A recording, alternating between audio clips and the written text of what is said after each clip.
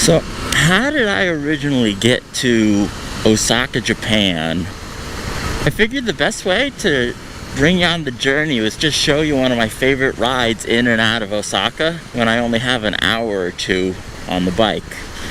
I'm going to take you on one of my favorite short rides that's not just dense city traffic.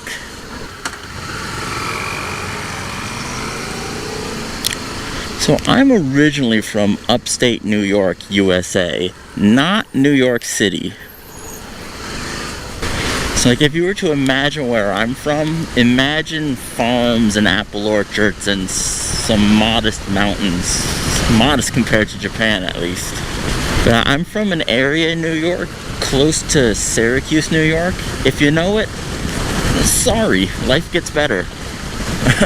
No, it was a fine place to grow up. We moved around a lot when I was younger, actually. So I've lived in quite a few areas, but most of my childhood was spent in the Syracuse area. My dad's side of the family is from New York City, and so later on in life I do spend a fair bit of time around there. But because of his work, we ended up moving to Pennsylvania when I was 16. And in Pennsylvania, 16 is old enough to get your motorcycle license. And as someone with no experience or anything, and the American Harley dream escaping my budget, I got a really old 1982 Honda CB650. So between my Honda and having been watching anime for a few years at that point, Japan had obviously caught my interest, but it would still be a good long while before I actually even consider leaving the US at all. So after 2 years of high school in Pennsylvania, I went to university down in western North Carolina in the Appalachian region, and I did my 4-year degree there. But since I was from a small town in the US, I still had that we're the best mentality. So I would have those conversations, and of course that conservative region had a tendency to agree. But there were some international students, one particularly from Sweden, who openly disagreed with that idea. Lane filtering's the best. Not to be confused with lane splitting, those people are insane. I don't know why Americans think this is such a dangerous experience.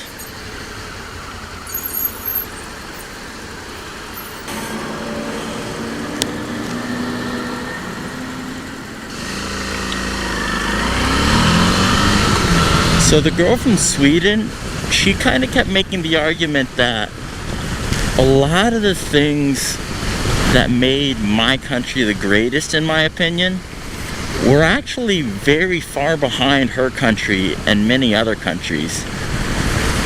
And typically this is when I would have that F you moment, like, we're awesome, if you don't like it, get out. But I decided to go home and do the research to prove her wrong.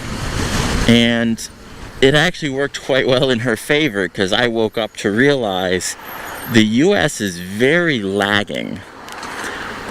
And, you know, there were plenty of disappointments in the Southern mentality that, you know, if you like it, I'm happy for you, live it up. But there were some disappointments, and I ended up moving with my father to New Jersey, just across the Hudson River from New York City. And after about a year in that area, there were just some unfortunate things in life that I needed a break from. So I took my, at that time, Yamaha Striker motorcycle up to Canada for a 1-week road trip. And in Canada, I met some foreign people that told me about, you know, all these countries had solutions to issues that had plagued me. Like, I grew up with some health issues, and it cost my family quite a bit, and there was a long waiting list based on price and inconsistencies. And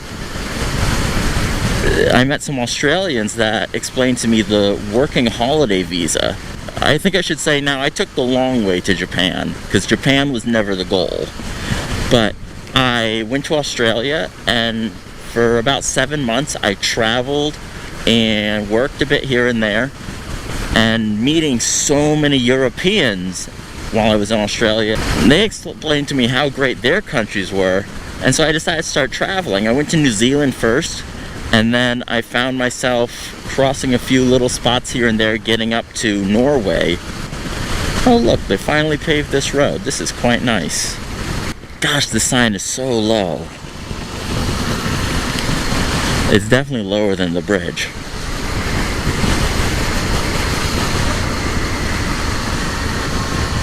So I got to Norway to hitchhike around, and hitchhiking was so safe and wonderful. I met amazing people that I would have had no other way to meet. This girl that picked me up in Belgium explained to me the TEFL, Teach English as a Foreign Language program. And so I got to join a program in Paris, France, and live for 2 months teaching English and getting certified as an English teacher.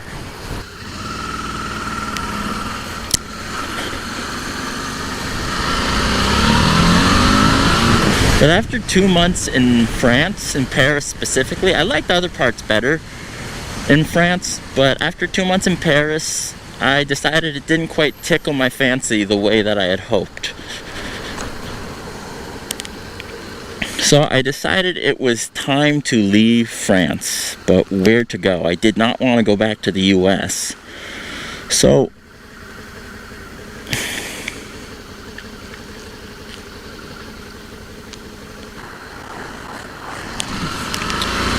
I didn't want to go back to the US, and some people I met through the TEFL program explained to me the au pair program. So the au pair program is essentially you're an in-home nanny / language tutor.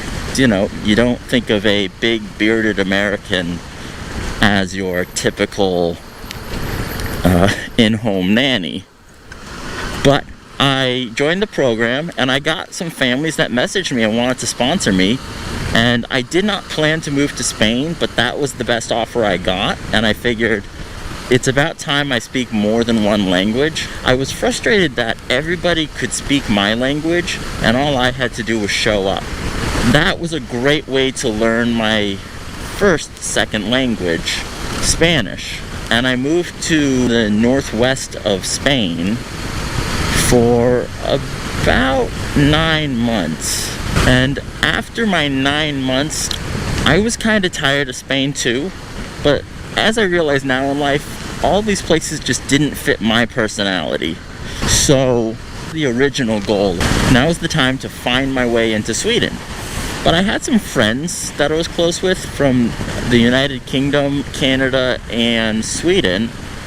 I don't know why, I always had trouble making American friends, still kind of do. So I always talked about Japan and how interesting it was to me and how much I liked Japanese products. And they told me Sweden would always be there. So don't have that what if feeling. Mind you, at this point in the journey, I was right around 3 years in, with about 60% of it being genuinely on my own, hitchhiking and walking to different places and just wandering around. I was getting pretty tired of it. I wanted to belong somewhere, but before Spain, I visited the States to get my visa, and I knew that this wasn't the place for me at the time. So I went back to the States, spent a month with the family, again, after Spain, and got ready for Japan.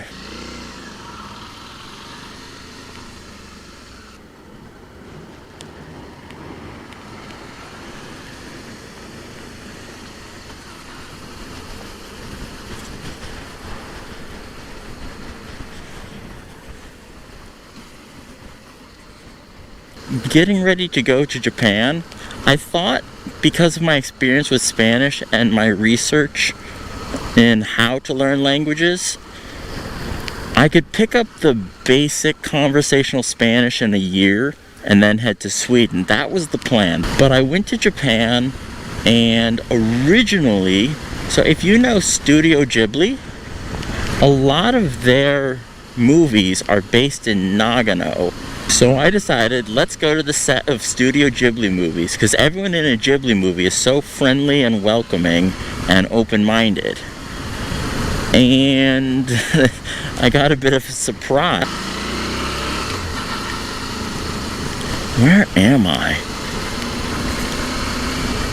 So I had a few people in my life in Matsumoto, and I actually met my partner there, but it didn't seem like there was much of an opportunity for a future there, unless I wanted to be an English teacher forever.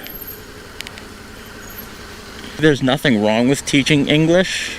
If you really like it, if you come here with your life goal to say, I want to be an English teacher, and just so happen to live in Japan, then English teaching is an amazing career. I highly recommend it.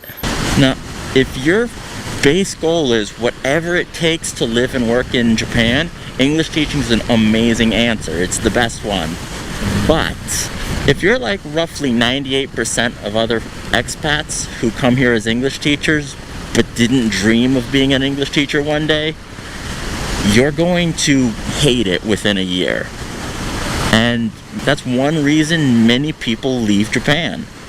But I moved to Osaka thinking bigger city, super friendly, super laid back, and there'd be more opportunities. To some extent, yes, to some extent, no. Osaka, again, is a great place for the right person, but I'm actually starting this YouTube channel about 3 weeks before I leave Osaka. I'm not leaving Japan, I'm just leaving Osaka. But if you want to know more about that, you'll have to stay tuned and see the next few videos about why I'm doing that. And that's generally how I got here. The idea of this channel is going to be to show you Japan and to take you on an adventure to see the world I choose to call home. If that seems like something you're interested in, stick around for the ride, strap on a helmet and let's go. If you have any specific questions, leave them in the comments, and I'll try to answer as many as I can. Maybe even give it its own video if it needs enough detail. But thanks for watching, and I'll see you next time.